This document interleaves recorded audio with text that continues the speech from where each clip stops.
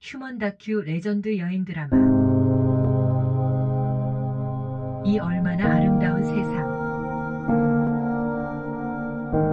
걸어서 저 하늘까지. 제일부 바람에 구름 가득. 라오스 여행 34째 날 사랑해요. 나의 미련까지. 전반부. 오늘은 캄무운주를 지나 보리캄사이 주의 타박에서 콘네온까지 걸어서 28km를 갔다.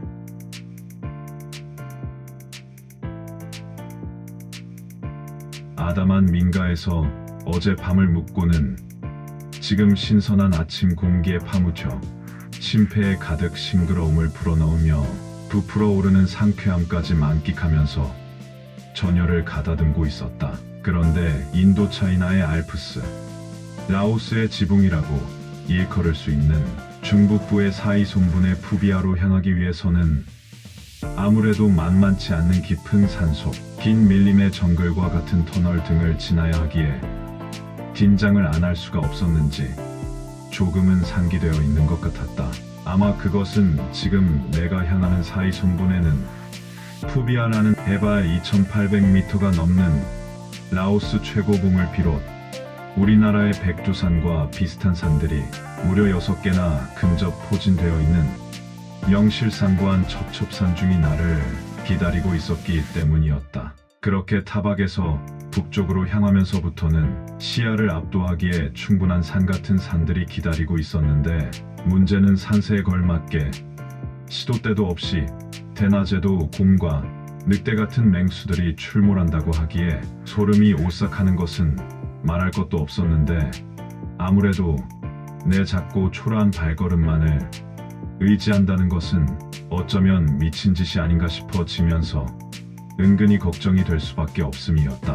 무엇보다 마을을 벗어나면서부터는 지도의 표기보다는 산과 계곡이 훨씬 복잡하게 엉켜 있어 그냥 보아도 요새 중에 요새라는 생각이 들었는데, 실제 그런 내 생각을 맞장구라도 쳐주려는지 마을 끝자락 검문소에서 만난 경찰관은 오래전 라오스가 베트남 전쟁을 마치고 공산화되는 과정에서 전세의 밀린 반군들이 이곳으로 쫓겨 들어와서는 은신, 최근까지도 간헐적인 게릴라전의 총격전이 이어지고 있다고 겁을 주고 있는 것이었다. 그렇게 연결된 거미줄 같은 주변 산악도로는 반경 300km에 걸쳐서 펼쳐져 있어 이 지역 한가운데에 위치한 사이손분의 출입은 누구든 상당한 위험 부담을 감수해야만이 갈 수 있다는 것이었다. 그러나 그것도 출입이 가능한 우회 도로는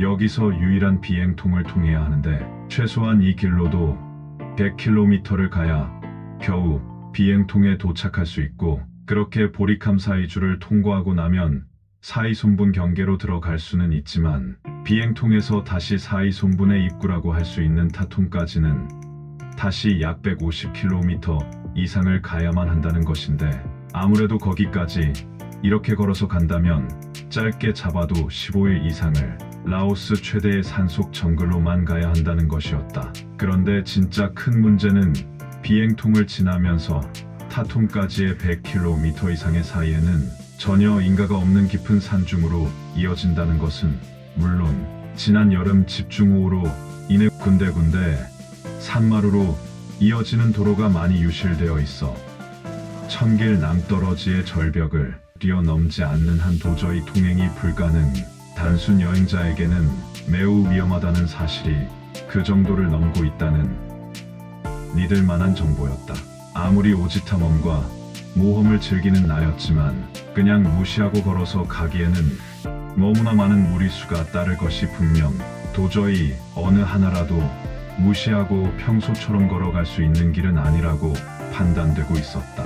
어쩔 수 없이 다른 길이 있는지를 알아보고 시간이 더 걸린다 해도 다른 우회 도로를 찾는 것이 현명할 것 같았다. 그러나 호락호락 쉽게 물러설 내가 아니었기에 최소한 자동차가 다닐 수 있는 길을 찾아보면서 절대 포기하지는 않고 어떻게든 라오스의 최고봉 사이손분의 푸비아까지는 가기로 하고 일단 작전상 후퇴를 한다는 것뿐이었다. 하지만 아무리 전전긍긍 꼬박 1시간 이상의 고심 끝에도 역시 선택에는 여지가 없었고 유일한 탈출구와도 같은 내가 갈 수 있는 가능한 길은 비행통 서쪽의 비행함으로 좀 더 우회해서 갈 수밖에는 없었는데 설상가상 여기서 하루를 묵지 않으려면 더 이상의 하루해를 붙잡고 씨름을 하고 있을 수만도 없었기에 주섬주섬 어쩔 수 없이 다시 길 위에 올라서 걸을 수밖에는 없었다.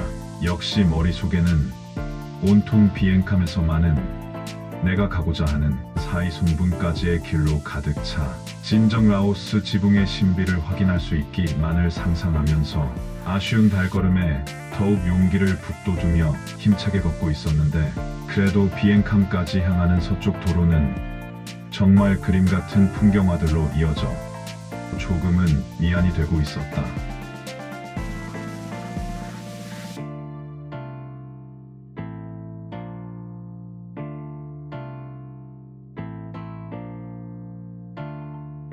감사합니다. 다음 편에서 계속됩니다.